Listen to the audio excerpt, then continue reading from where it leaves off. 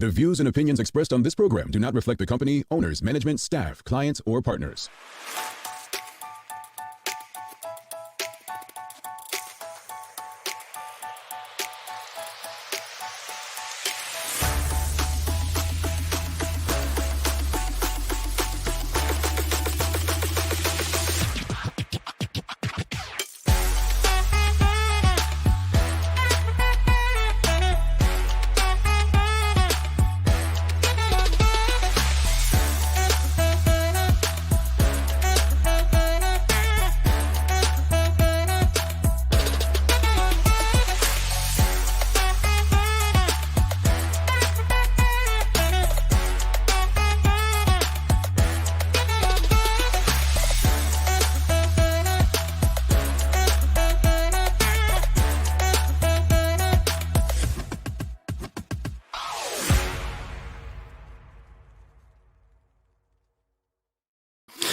It's Tuesday, the 7th day of May 2024. Welcome to Bermuda's Daily Talk Show. It's the Daily Hour brought to you by the BAC Group of Companies, Medical House Lindos, and People's Pharmacy. I'm Jamal Hartman, and Maya Palacio will be with you in a bit to bring you the latest in her news break brought to you by People's Pharmacy.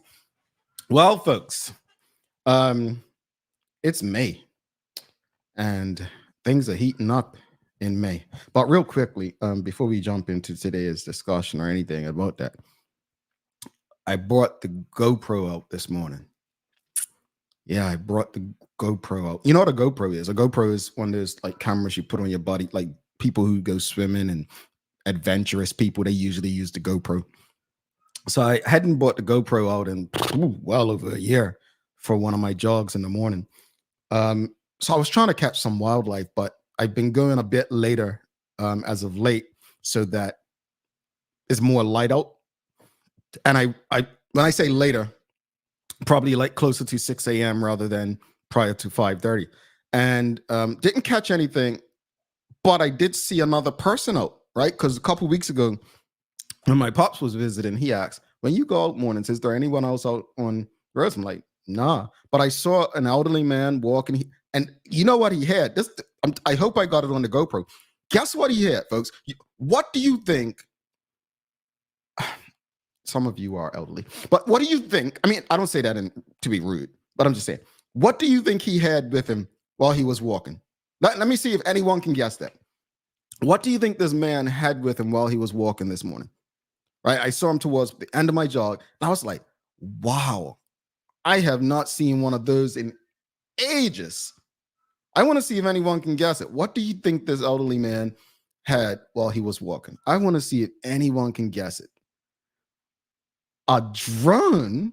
BBS and drone. See, I would have thought stick. No, it wasn't a stick. It wasn't a stick. Think about something most of us, not even elderly people, most of us used to have. She got it. Not a stick or a Walkman. He had a Walkman, literally. He had a Walkman. I was like, yo, I have not seen him walk. No, my question was, did dude buy a new Walkman, or is it something that he's had for years? Like, I couldn't get it, but he had a Walkman.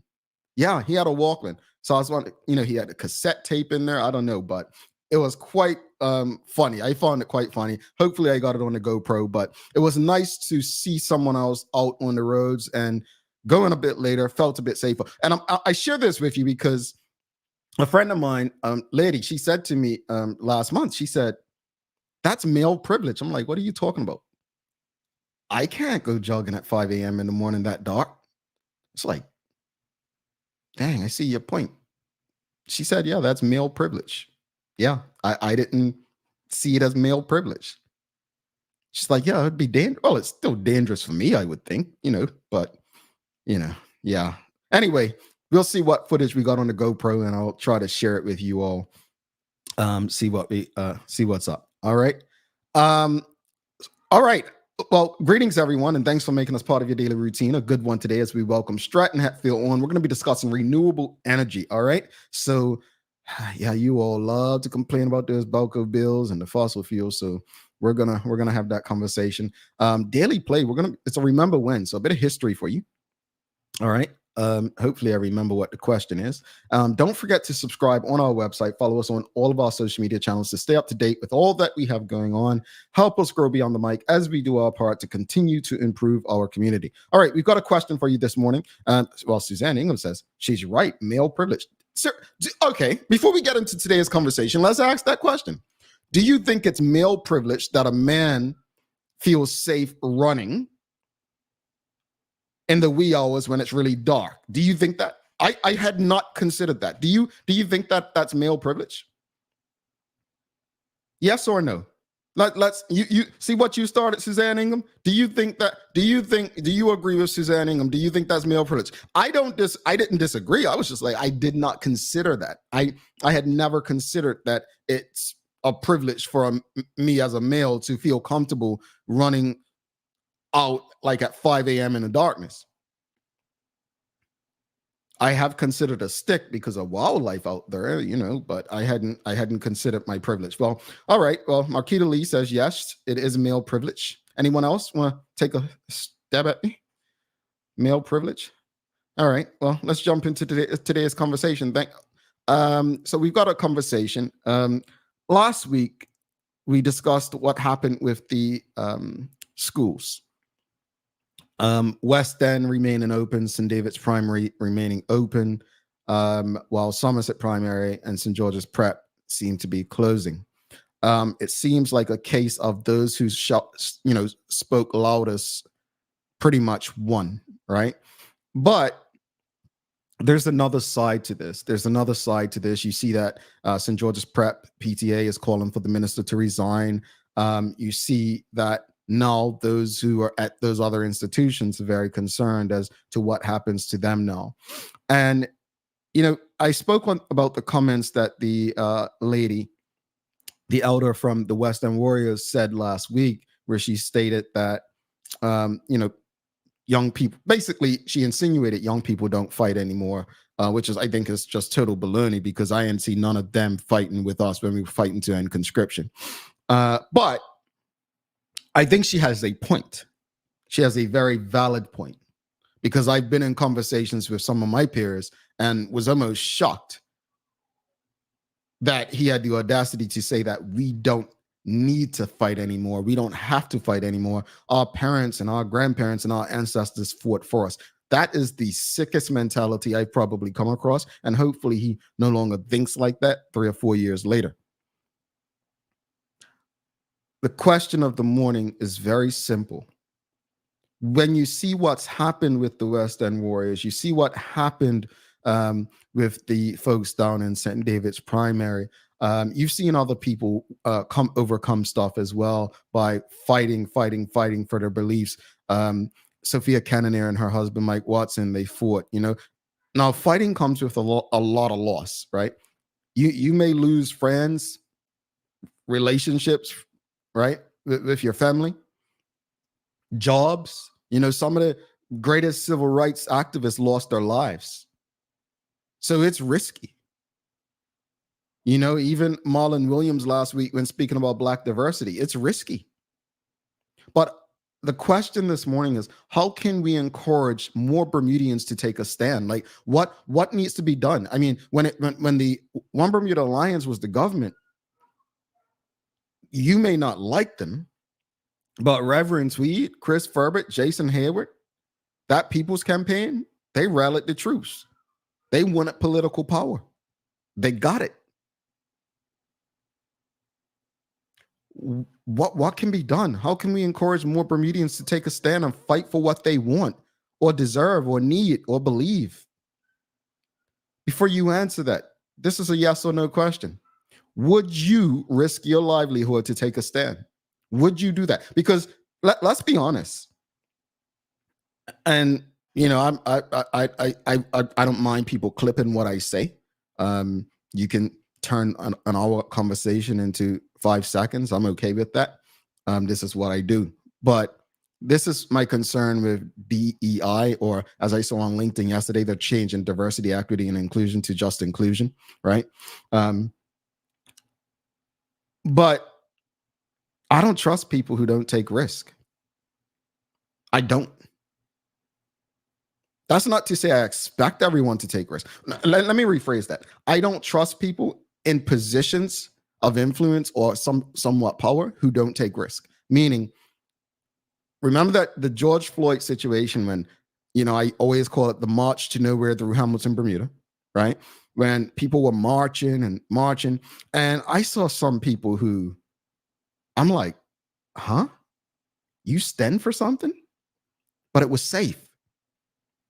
It was a safe time for people, black, white, male, woman. It was a comfortable time to actually jump onto something. Question is yes or no, audience. Would you risk your livelihood to take a stand? Yes or no? For something that you believe in, something that benefits you and your family. Would you do it? Have you done it? Would you do it? Yes or no? Yes or no? Would you do it? And, I'll put it out there. I've done it.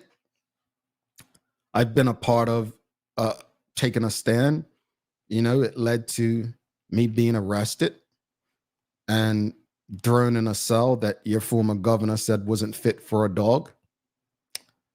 As history would show, I was the last person thrown into one of those things. We paid a lot of money in legal fees. The Marshall family still has a legal bill hanging over their heads that belongs to all of us who were on that writ. It was risky. We risked our livelihood, our freedom.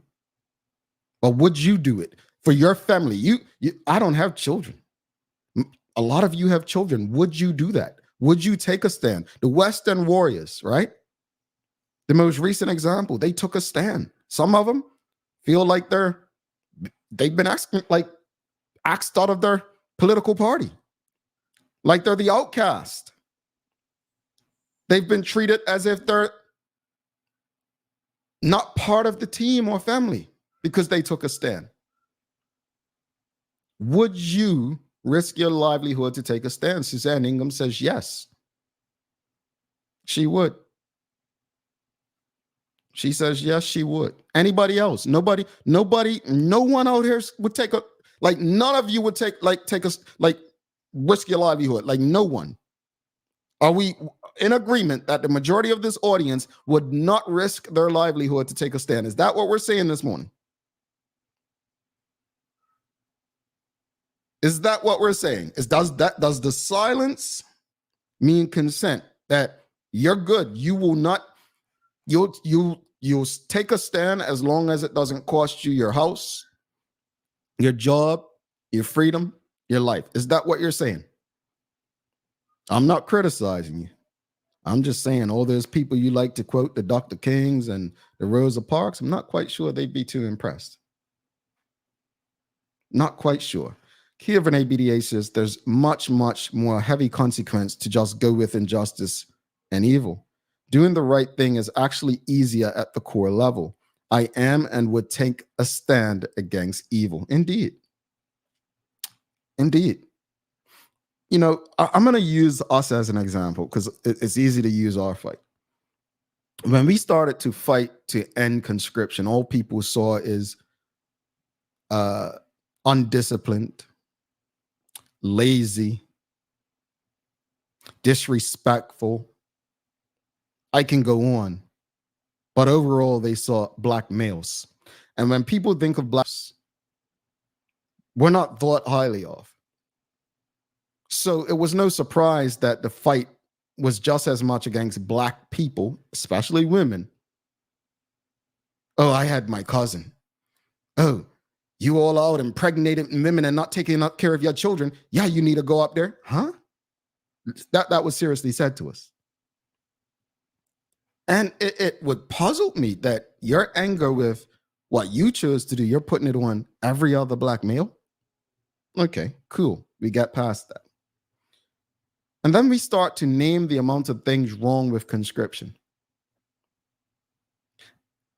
And people ignore the obvious. And so when you flip it, right? I'm gonna give you this actually happened. When one of the times we went to court, and for years we said we would expose what was going on to conscripts. And in this court case, it was exposed that a young male was sexually assaulted. Right? Now, let's just be clear. Why does conscription matter in this? Well, if you put a group of individuals in a space they don't want to be, right? It's easier to control them and get away with it if the law says that they have to be there. But when that happened, there was no uproar in Bermuda. Silence. No uproar. And I said, if this happened to a bunch of young women, or even a private school that was all girls, there'd be an uproar. What do you think happened within the next 3 months?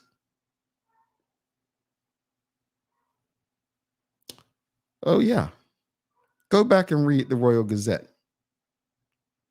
There was an incident at an all-girls school with a teacher. I didn't speak it into existence, but it proved my point. So taking a stand is not easy. I'm not here to criticize anyone who doesn't risk their livelihood. It's not easy. You're risking a lot. You're likely to lose relationships and friends and family. But what you will have is good conscience, right? A clear conscience. We've got to ask ourselves, what do we deem more important? How can we encourage more people, more Bermudians to take a stand? What are your thoughts? We've got Manuela John. She says, some people have risked their livelihood to take a personal stand, which others have benefited from. Indeed, Manuela, this is absolutely correct. You know, I had my cousin, he's the president of the BPSU again, Armel Thomas, saying to me, the first go around when he was president, he came on my radio show at the time. And he said, you know, we were speaking about the union fighting for things and how people who are not union members, how they benefit from things. Should they benefit from the fight if they're not paying into the fight? It's an interesting question. Should those who don't want to have anything to do with the fight benefit from it? The amount of people I've come up to me over the years and say, hey, man, thank you guys for fighting for this, man. Thank you. You want to give $1 towards the $300,000, $400,000 legal bill? Suzanne Ingham, she says, would you rather stand or go down with the evil/wrong that is being done? Yeah. Kenton Trott says, I have taken a stand to fight for Bermudians and I'm facing pretty serious backlash / consequences as we speak. For obvious reasons, I can't speak about it. In time, all will be revealed. Kenton, it's not easy, brother. And few will be able to relate. That's the sad part. Few will ever be able to relate. But the way, for me, the way I look at it is, I don't just say things to make myself feel good. I don't, share quotes just to make others feel good. Because words can only make us feel so good for so long. But it's the actions that will truly have the impact. Right? So taking that stand, I now know that us taking a stand and a fight to end conscription will benefit young men for generations to come. Because they won't have to be put in an environment where they were forced to do things against their will. They couldn't negotiate better wages, freedom of movement. They didn't have the right to press charges like normal people. They had to go through that space first. Kia Verne BDA says, all will be revealed. Absolutely. Yeah, all is revealed in time, folks. All is revealed in time. All right. What are your thoughts, though? How can we encourage more people, more Bermudians to take a stand? What can we do? What can we do? Like, are we? I mean, again, credit to the West End Warriors, credit to St. David's Primary, credit to those who continue to take stands, whether popular or not. You know, I always gave a lot of credit to the LGBTQ and alt Bermuda. You know, whether we like them or not, you know, hey, they do what they do, and it works.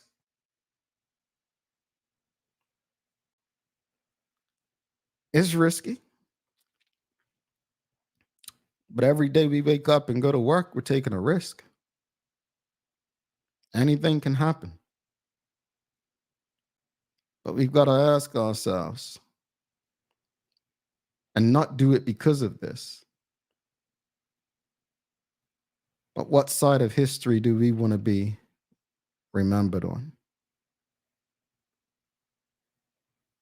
I don't do anything to be remembered, but I do it so that others can benefit.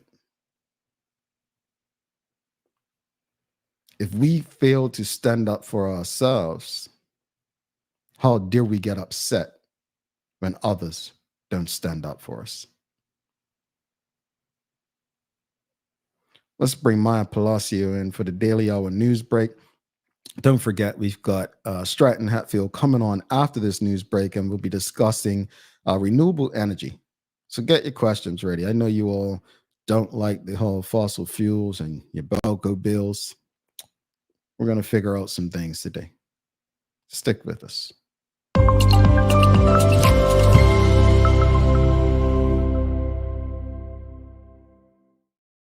Good morning. Good morning. Greetings, MP. How you doing this fine Tuesday morning? Pretty decent. Pretty good Tuesday morning. Well, that is wonderful. That is wonderful. I'm not being childish or taking a shot at you. Okay. You know what a Walkman was, right? Yes, I know what a Walkman is. Oh, I'm saying you came around when CD Discman were popular, right? So you would have guessed Walkman when I asked what the man was walking with this morning? No, I would have probably guessed CD player though. Dude, no, it was like literally a cassette Walkman. And I'm like, I slowed down, I'm looking. He had one. It was really cool because I was just of him the other day. And I bet you if he has grandchildren, they're probably trying to steal it from him right now because all the vintage stuff is coming back. Like they're gonna be like, "Oh, I need that Walkman." So, yeah. I saw one on social media the other day. Like I swear, someone showed me. Look at this. Remember this? I don't know, but that's what it was more fascinating to me. But I was actually, happy that my GoPro still worked. Had the GoPro out. Your boys got some content now, MP. Yeah. I'm working on becoming. It's a GoPro you put on your head, right? Yeah. Look, it's right here. Hold on. Give me a second. This is live, folks. Don't mind. It's still sweaty, MP. But yeah, I had it on like this, folks. Oh, it's yucky. Hold on. No, I think I had it right. Yes, there you go. Yeah, I had it on. Had my camera on my head this morning. Like, yeah. So really cool. You were running with that on your head just like that? Yeah. Cool. Yeah. Why? That's weird. Good morning, everyone. This is your Daily Hour news brought to you by the great people at People's Pharmacy. So starting out your news this morning, this story is actually coming from the World Gazette, but a bid offer for Elbow Beach Hotel begins this month. They say an initial round of offers are due for consideration by the end of the month, and submissions from qualified bidders are due by May the 31st. So that's some news there in the hotel fund, and you could definitely go to the Gazette to read more. Here's the thing. Elbow Beach is for sale. Mm-hmm.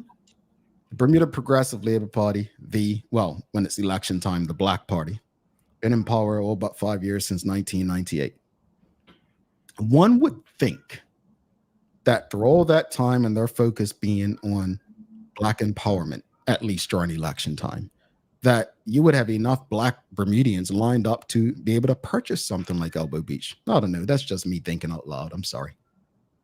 Okay, well, that is definitely a thought. In other news, campaigners from Greenpeace UK have retrieved hundreds of pieces of plastic from clusters of seaweed floating in the Sargasso Sea in the Atlantic Ocean. They spent the last 5 days on board of the Arctic Sunrise, crossing the sea to launch a campaign to create a global network of marine sanctuaries under the Global Ocean Treaty. Now, the ship crew made an unplanned stop to look inside the patch of sargassum seaweed, the golden algae that forms the gigantic floating mats and gives the Sargasso Sea its name. Now, although this was a comparatively small mat, they retrieved more than 300 pieces of plastic in just 30 minutes, including bottle caps, disposable lighters, buoys like shoes, children's toys, and dozens of small scraps in the process of breaking down its microplastics. So as you can see, this is just the array of all the animals that they saw while they were like coming into Bermuda. So these are things that we have on our ocean front. But here's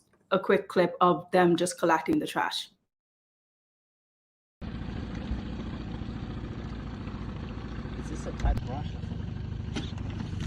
An old brush. Yeah.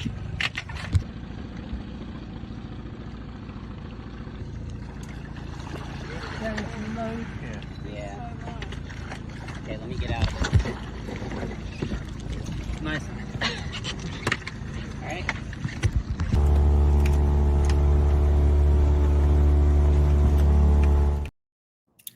Where was that? On the Sargasso Sea. So it's still very close to us, obviously, but like still in the oceans of close to our mainland. So they were in like an inflatable boat out in the middle of the ocean? I mean, they knew where they were. It wasn't quite in the middle. Sargasso Sea is very relative to Bermuda. But also just a reminder that, Noelle Young, when she was on here, and I had that speech with all the young Bermudians who went to COP23, like they even said, well, she said specifically that like 90% of our trash that comes to Bermuda and it ends up on our shores isn't even from Bermuda. It's from the States that gets like pushed onto us. But yeah, the Sargasso Sea is like very vital, very important to our waters. And they even went on to say that species of seaweed is like the Sargassum species of seaweed is unique to the Sargasso Sea, where it provides a vital habitat for 10 species of crab, fish, shrimp, and other creatures that are found nowhere else. So it also provides the nursery for baby sea turtles and vital sources of food and seabirds on the epic, like across the Atlantic Oceans. So two seabird conservationists actually from Bermuda. So Bermudians joined the voyage and recorded more than 10 species, including some frequent visitors to the UK, such as minks and great other sea creatures and birds that we kind of need to see to make sure that our waters are doing well. We've actually been pretty lucky in the fact that we've already seen 2 species of Jaeger. We've had 3 species of shearwater. That's the Audubons, the manx, and the great shearwater. We've seen quite a few tropic birds, which you'll get to see lots and lots of when we hit Bermuda. And these birds are important because it's they can be used as indicator species. So if there's a problem on the ocean, the birds need to feed on the ocean. If the birds disappear, then you can start looking for a cause, or you want to know why the birds are disappearing or multiplying. So hopefully they're in good health, but you have to do these studies over and over and over again and compare year on year. Maybe this is not the time to say what I'm going to say, but I'm going to say it anyway. You know how humans, like there's label on, like you get essential oils that says, please don't consume product. So animals don't have those labels, you know what I'm saying? They're just going to taste and try eat something because it's there. And if it's plastic, it can be harmful to them. I'm trying to be serious in terms of that's what people need to be considerate of, right? Yeah. You feel me? Like we have precautions, we have labels. They don't. This is true. I don't know, some people may not have like clocked into that, but like when it's in their natural habitat, they have every right to try to test it out to see if it's like for them. And now we're just kind of ruining it as humans do with a lot of things in the world. It's like a baby. Like my niece eats everything. Like you put something, she's gonna put it in her mouth, right? So I think that's how we have to look at it. Like keep things. If you do it for a child, do it for nature. Mm-hmm. Do it for a child, do it for nature. I like that. All right. In other news, this weekend, as fitting kickoff to Heritage Month, the Department of Culture celebrated 6 artists' achievements during the 2024 Bermuda Arts Council Award at the Rooster and James Auditorium on Saturday. So Miss Tarlene Murphy accepted the Patron Award on behalf of her aunt, Dame Jennifer M. Smith. Now, you may also recall the following recipients were also selected this year, where Dr. Edwin M. E. Smith and David K. Knight were recognized with the Lifetime Achievement Award, and the Founder Award was presented to Dwayne Carter Painter and Gavin Smith for being pioneers in their respective art forms. The Patron Award was represented to those persons who have been benefactors to the Bermuda arts community. The award signifies the appreciation of Bermuda communities, with awarded to Dame Jennifer M. Smith. And actress Lana Young received the Earl Cameron Award for her outstanding stage and ensemble cast in the motion picture for A Jazzman's Blues. The Earl Cameron Award, in honor of Bermuda's distinguished son, Earlston J. Cameron, recognizes expertise and vision introduced in 2019. Congratulations. I love that. Yeah, a lot of artists were awarded, and I heard from people who were actually there that it was like some amazing history facts and things that people didn't really know about artists, Bermudian artists, who were even recognized in Ebony magazine and big names like that, and some things that we just don't always know. But it was a great night to be in that theater. All righty, cool. Yeah. And in your sports-related news, this one's coming from the Gazette, that Dame Flora Duffy is just days away from making her return to international competition. Now, Duffy's name has appeared on the start list for the elite women's race at the World Triathlon Championship Series, which takes place on Saturday. So if the reigning Olympic champion does appear on the start line in Japan, it will be her first taste of competitive action since she won a record 4th Triathlon World Championships in Abu Dhabi in November of 2022. Now, Duffy appears to officially confirm her appearance in Japan on Instagram last night, reposting the World Triathlon picture proclaiming Flora is back. And she has made no secret of her desire to be in Paris this summer to defend the Olympic title she won in previous fashion in Tokyo. So all the best to Flora. The only thing that could stop a Duffy gold medal is, well, that dirty water in Paris. Let's get it together. Come on now. Let's do it. Now, you see my face light up just now when Maya put her up. She's been generous with us on this show, and she's a person that, in my opinion, we were so divided. I mean, we've had a divided community for so long politically, but a pandemic, had us going crazy. And winning that Olympic medal at that time, I mean, she done us a lot of good. So let's go, Flora. We are behind you. Indeed. Now, the weather for today is looking like plenty of sunshine, so you guys can be like Duffy and get out there in that nice weather. Go for a run or go for a swim even, but it's 73 degrees. I know Bermudians aren't swimming at this time of month, but still, it's a really great day. So get out there and enjoy some sunshine, because 73 degrees. Yeah, not this time on. They'll be out there at the end of the month, that Bermuda Day thing. But Maya, you know what? Today in the US is National Tourism Day, right? Yeah, Tourism Day. So how to celebrate Tourism Day? Well, I like one of these ideas. One says plan a trip. Nope, I don't like that one. Another says give the gift of travel. Okay, that's cool. Another says check out discounts or reduced prices. I don't really like that one either. You know what one I like? What? Enjoy tourism at home. Enjoy being a tourist in Bermuda. Let's do it. So let's say you had to enjoy being a tourist for one day in Bermuda, one day only. Name the one thing that you want to do in Bermuda as a tourist. What is it, Maya? This is hard. I want to think of something that I haven't done. You know what? I think I would honestly go whale watching, because I never done it. And I also don't really like being out there in the water. They're like, I don't want to say it's a fair mind, but I'm just like, leave the ocean creatures to themselves, let them be. But if there's somewhere I can get to a high mountain or a high point in Bermuda and just look at them, I would want to do that. I would want to see whales. All right. Do it for both of us, because I'm not going out there. But National Tourism Day, one day only. The one thing I would do, I would actually go back to the perfumery and make more perfume. I enjoyed it that much. Yeah, I did. One of us did. Suzanne Ingham says, go to the lighthouse and get a different view. What else, audience? What would you do? Maya, we'll see you later. I'll see you later. All right, Maya Palacio, folks. Don't go anywhere. We're coming back. We've got Stratton Hatfield coming on. We're talking about renewable energy. We're going to ask him that same question. One day, that one thing you do as a tourist in your homeland. Think about it, audience. Let us know what you do. We will be back in 2 minutes and 24 seconds. Stick with us. Let's face it, life can be a little wild, but shopping doesn't have to be. I choose Peoples, so that whether it's a prescription that needs to be filled, a toy for my little terror, or a gift for a new addition to the family, we'll see about that. Everything's available in one convenient location. Some call it Peoples, I call it my one-stop shop in the city. Peoples, we're here for you.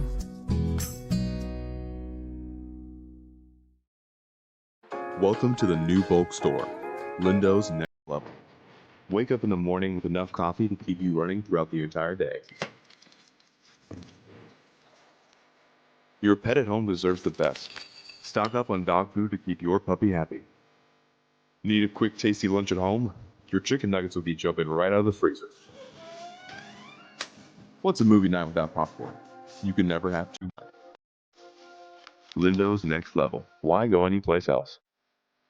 It took 14 days to build your business plan. 6 months to build the courage to leave your day job. 3 weeks to find the perfect location. It took 10 days to outfit your space just right. And 1 day before your first client walked in the door. All totaled, it took you a full year to get your business operational. And this is just the beginning. To the entrepreneurs, the risk takers, the people that shape our economic community, we salute you and are here for you every step of the way. BEDC, providing knowledgeable, progressive, professional, and innovative support to Bermuda businesses. Noah's Ark, the largest and most trusted pet supply store for almost 30 years. Not only have you watched us grow, but we've grown together, keeping the needs of your pets first, offering advice and giving back to the community. Shop online, choose delivery, or visit us in Devonshire. And with the Egg Show in view, we will continue our yearly support and help you find everything you need for one of Bermuda's most favorite community events. See you soon. Alrighty, welcome back to the big show. I'm Jamal Hartman. It's the Daily Hour brought to you by the BAC Group of Companies, Medicals, Lindos, and People's Pharmacy. Please do not forget to subscribe on our website, thedailyhour.com. And yeah, follow us on all of our social media channels to stay up to date with all that we have going on. Help us grow beyond the mic as we do our part to continue to improve our community. Yesterday, I mentioned it's Mother's Day this Sunday. And if you know a mother who is very deserving of a day of pampering, please go to the Contact Us page on our website, put in the title Mother's Day Honoree, and just let us know why a deserving mother, whoever she is, deserves to have a day of pampering. I know somebody's got to love a mother out there. Send us something. Let us know who would be deserving. All right, without further ado, let's give a warm TDH welcome to our guest for the day. We've got Stratton Hatfield. We're talking about renewable energy. Give him a round of applause. Greetings, sir. How are you? Good morning, Jamal. I'm very well. Good morning, everyone that's listening today. How are you? We're good. Let me just calm the audience down. They were going crazy. yeah.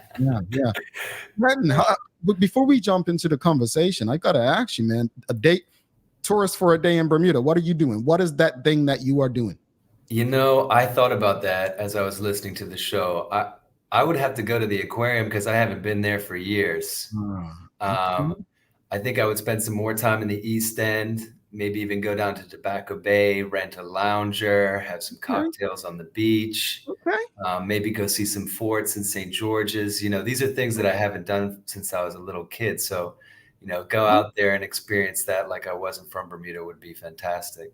There you go, St. George's. You have someone that wants to come across the bridge. Let's welcome you with open arms. See, I'm glad I said the perfumery. That's in St. George too. But yeah, no, I think Bermuda has we tend to not value what we have when we have it, and this gives us a reminder of things that others appreciate about us that we probably haven't done since we were in primary school, right?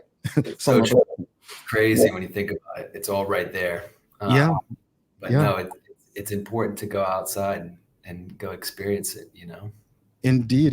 Well, Stratton, thanks again for being here. We're talking renewable energy today. Look, our audience, you know, they have Belco bill problems, right? And you know, they're always talking about their high bills and discussing, things that can improve that, but also the environmental factor. As we jump into the conversation, people hear the term renewable energy, but just in the most layman terms possible, just explain what renewable energy actually is. Really to keep it simple, renewable energy is, pulling energy from renewable sources that exist in our natural environment. So it could be the sun that is shining down on our rooftops. It could be the wind that's blowing through our trees. It could be the waves that are rolling up on our coast. It could be geothermal energy that's being pulled from the ground. Or it could be biomass as well. However, there's a lot of debate around whether biomass is really renewable, where you're burning natural debris to turn it into energy. But I would say in Bermuda, we have an abundance of wind, solar, and tidal energy. This is clean, renewable energy that doesn't rely on fossil fuels. And, there's an abundance of it that we can harness, we can store, and we can use in real time to create less expensive electricity that's also cleaner for our environment, and more sustainable in terms of long-term energy production and reliability. And audience, if you have any questions or comments to Stratton about renewable energy, feel free. You know how this works. If you have any questions or comments, I'll get through as many as possible. But you mentioned fossil fuels just now. How does renewable energy differ from traditional fossil fuels? Fossil fuels are, resources such as gas or oil or coal that are being extracted from the earth. They're being transported around the world, and they're being burnt.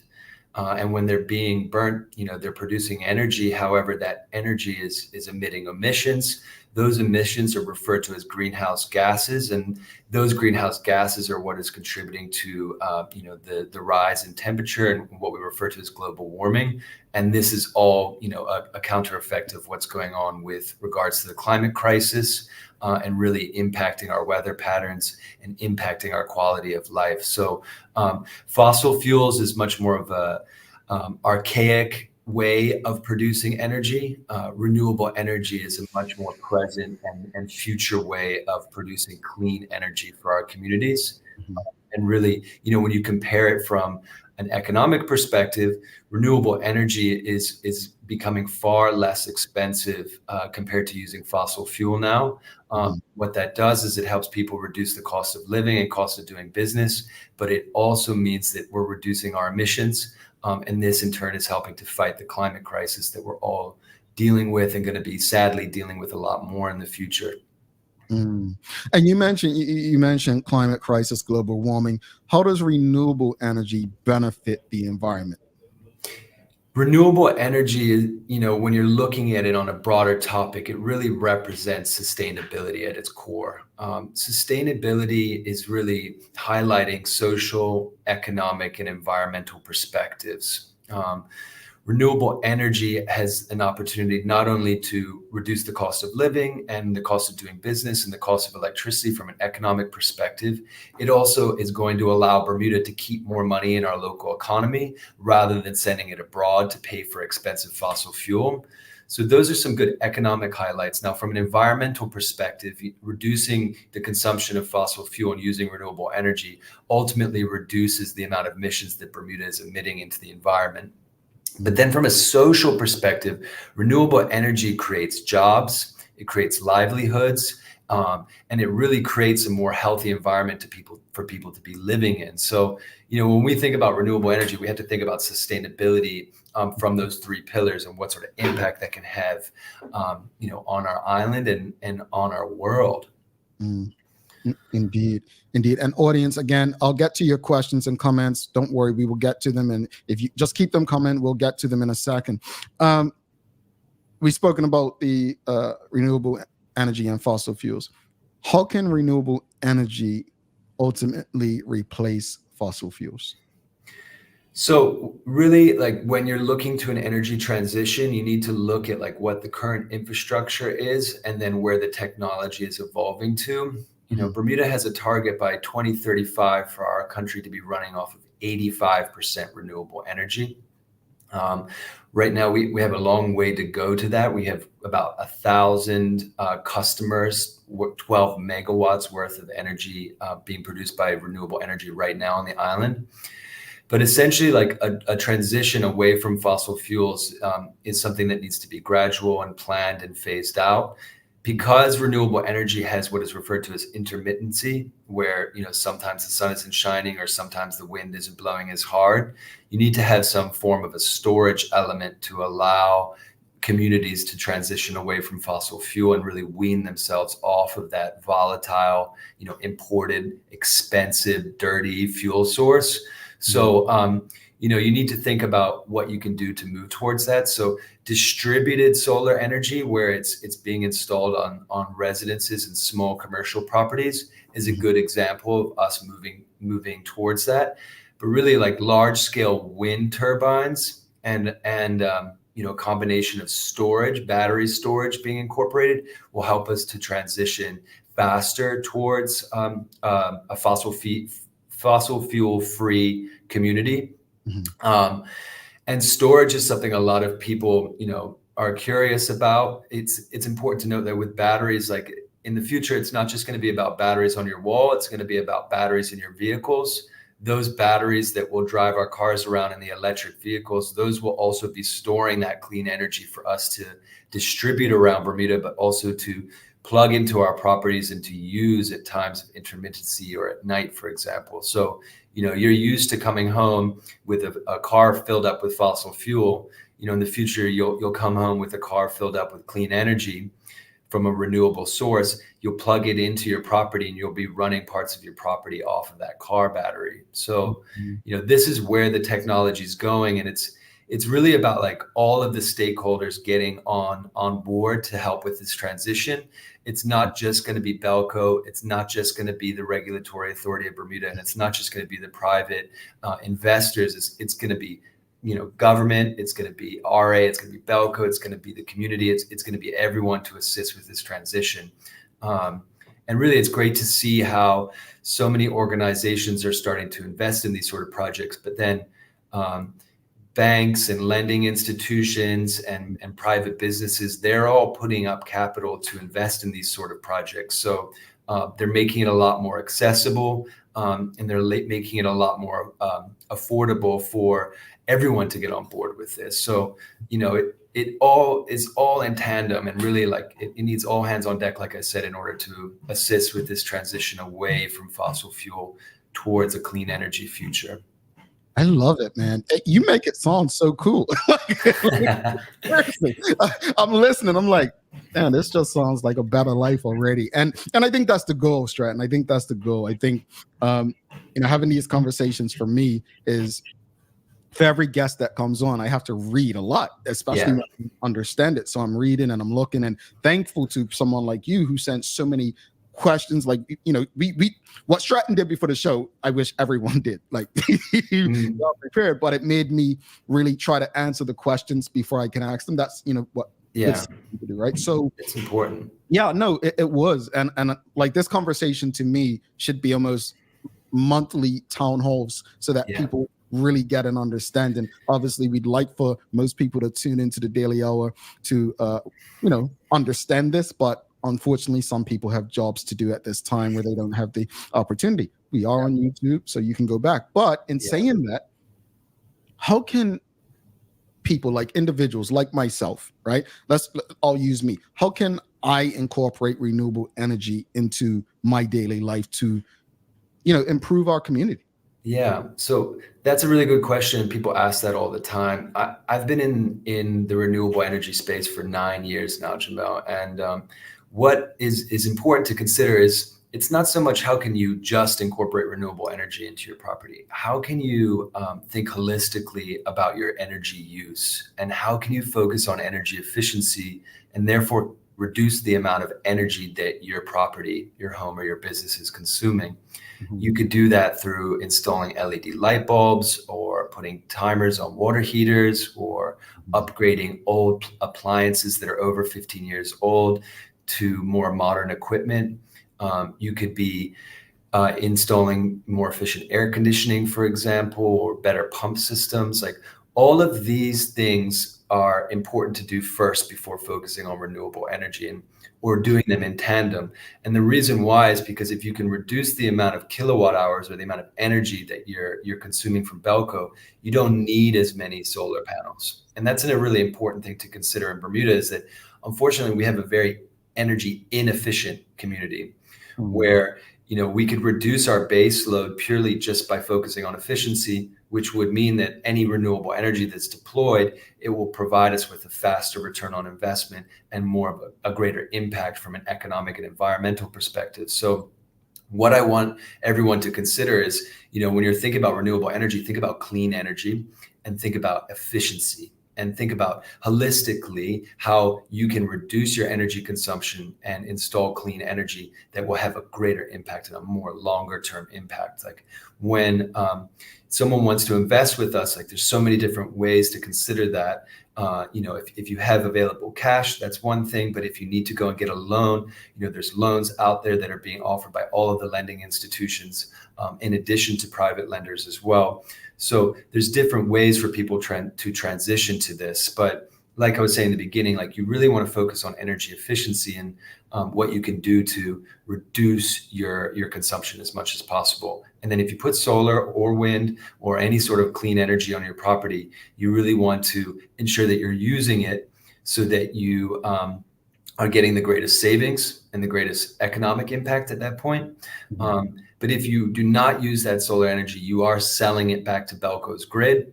For all of the listeners out there, it's important to note that the rates in Bermuda are dictated by the regulatory authority of Bermuda.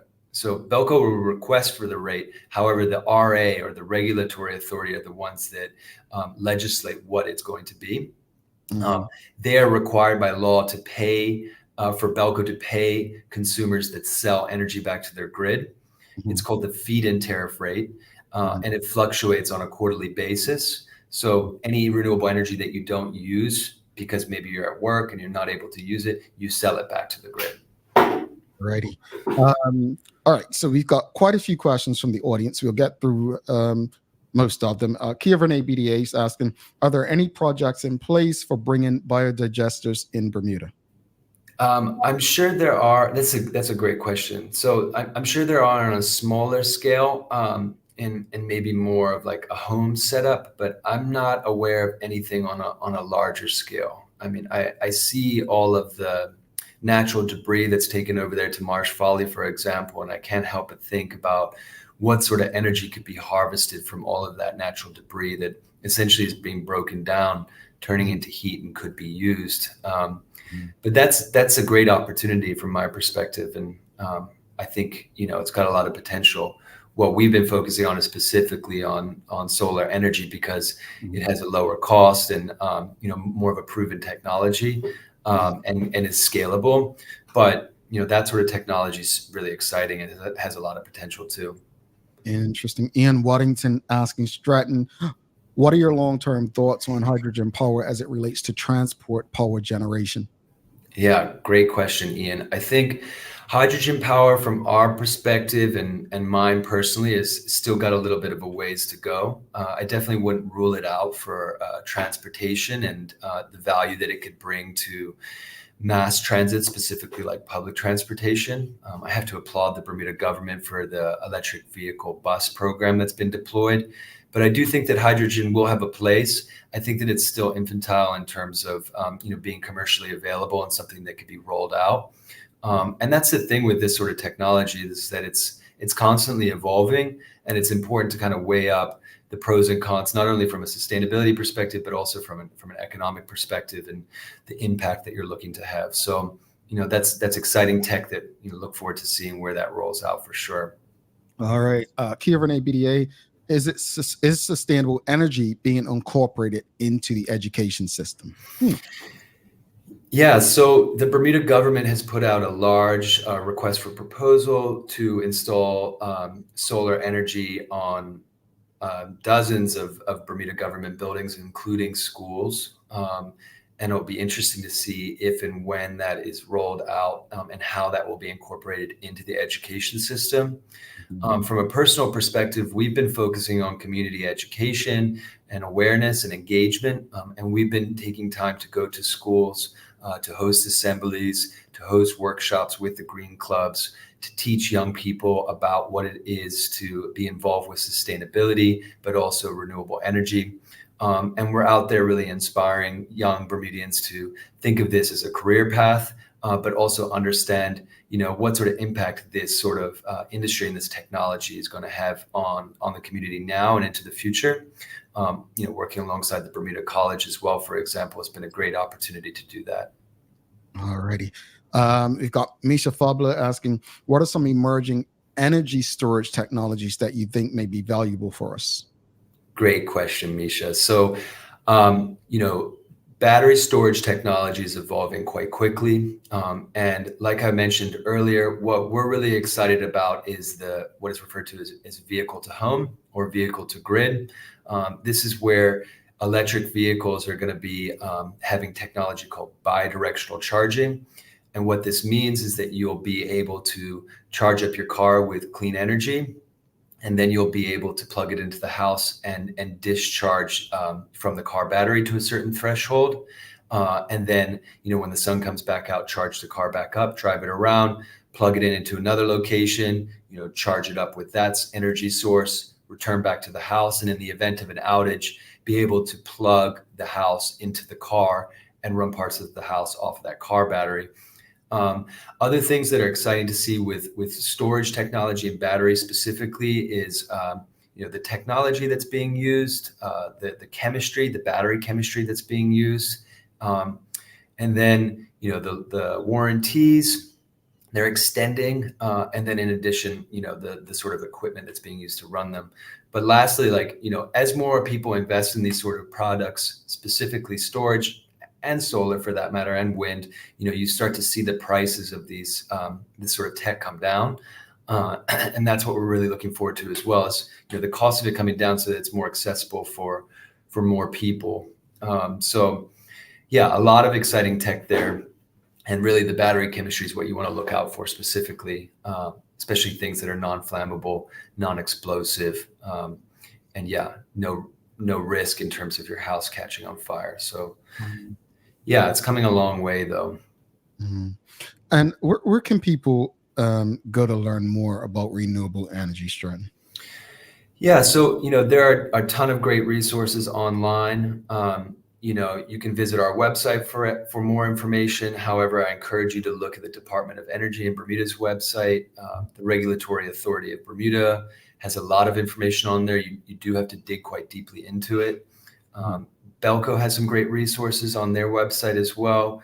I encourage you to do some research into what's going on locally, but also to understand what's going on internationally. We need all hands on deck to be moving away from this expensive, volatile, and dirty fuel source known as fossil fuel. It's in the best interest of our community from a social, economic, and environmental perspective. And I encourage everyone to think about what they can do to reduce their reliance on fossil fuel, even through those energy efficiency tips. But if you're considering renewable energy, there are 6 solar companies on the island now, and there are lots of different options for consumers to consider. So, I want to encourage everyone to be the change that we need to see in our community when it comes to, reducing that consumption of dirty fossil fuel. Indeed. Stratton, thank you so much. Really great conversation this morning. Hope people find it helpful. Let's keep in touch and keep these solutions and education coming. Thank you so much, Jamel, and thank you to your team. I look forward to talking to you all more, and I hope everyone that's been listening has a great day. Please reach out to us if you have any questions, and thanks again to the Daily Hour. All right, my friend. Have a good one. Take care, brother. All right, folks. Stratton Hatfield, if you appreciated today's conversation, you know what to do. Give us a thumbs up, a love, a like. Make sure you share the conversation with your friends, your family, your colleagues. We're going to take a final break, come back. Someone's going to get the opportunity to be eligible to win something.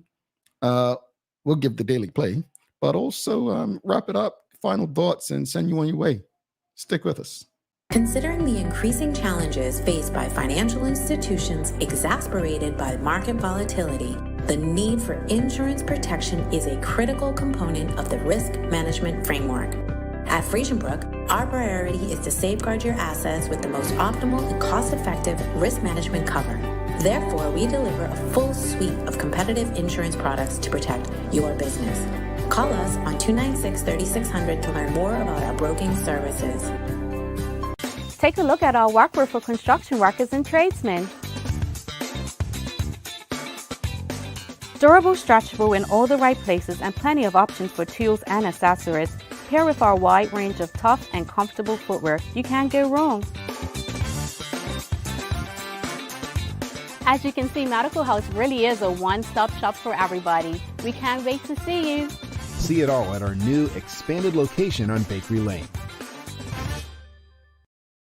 All right, welcome back. Thanks again to Stratton Hatfield, Renewable Energy. Great conversation. Again, we appreciate you. Thanks again to the BAC group of companies, Medical House Lenders and People's Pharmacy, for ensuring we can have these conversations with you on a regular basis. Again, please give us a thumbs up, a love, a like, whatever platform you're on. Make sure that you are sharing these conversations with your friends, your family, your colleagues.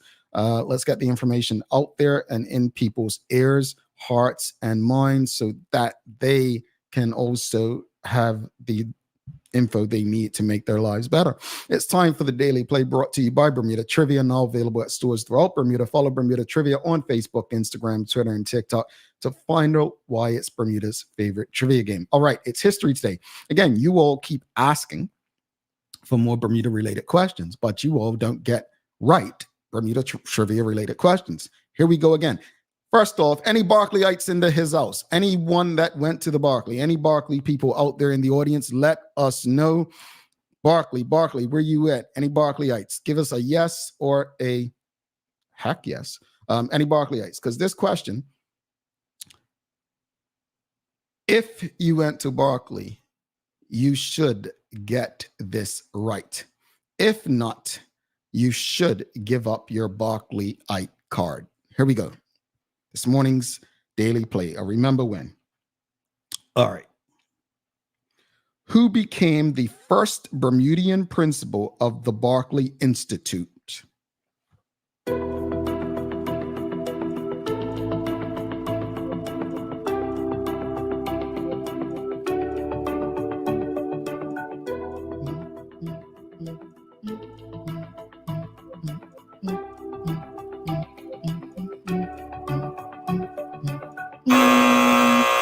No one got it. No one got the answer. Barclayites, hold your heads in shame. No one got the answer. We need full names. You got to say the full name. You all give me initials. The first one that showed up on my screen, though, and I'll give it to him, was Sheldon Fox. It was Frederick Shirley Furbert, who became the first Bermudian principal of the Barclay Institute in 1943 and served 29 years. So, Sheldon, did you go to the Barclay Institute? Emily Gill Dill also got it, FS Furbert. She said Gold House too. So they take their houses seriously over on Barclay Hill. We're not getting into that. Sheldon Fox will be entered into this week's draw with Karen Simmons, who got yesterday. So Sheldon, you are entered into this week's draw. Barclayites, you didn't show up today. Where were you? All right, let's wrap it up. Hey, look, as I said earlier regarding standing up, taking a stand, it's risky. I don't advise people. I don't tell people they need to take a stand. I think everyone's life is different. And consequences, while some may be able to absorb consequences, others may not. They may have better financial situations where they can take risk. What I will say is, as I stated earlier, if you don't stand up for yourself, you can't be mad when others don't stand up for or with you. At some point, you have to stand up for yourself and what you believe and what you deserve and what you need. You have to. I don't know what can be done to encourage more Bermudians to take a stand. But what I will say, there's enough examples to give you a blueprint on how to do it. Whether you like the people, agreed with their causes or not.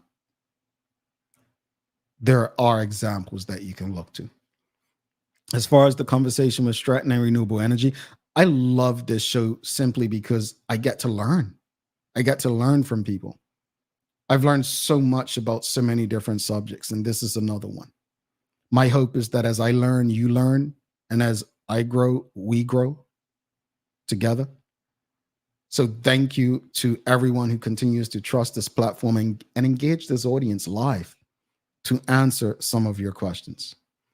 All right, it's time for the daily inspiration. Hold on 2 seconds. I found a really nice one, daily inspiration. Quote, life will not postpone our death. So let us not postpone our life. End quote. Author unknown. I like that one. Folks, please don't forget to subscribe on our website. Follow us on all of our social media channels to stay up to date with all that we have going on. Help us grow beyond the mic as we do our part to continue to improve our community. Thanks again to our partners, the BAC Group of Companies, Medical House Lindos, and People's Pharmacy for ensuring that we can do this with you on a daily basis. As always, we appreciate you, we love you, and we thank you for making us part of your daily routine. If all goes well, we'll be back to do this again with you tomorrow. Please give us a thumbs up, a love, a like. Make sure you share the conversation with your friends, your family, your colleagues. I'm Jamel Hartman. Please do make it a safe and a great day. I am is out. Peace.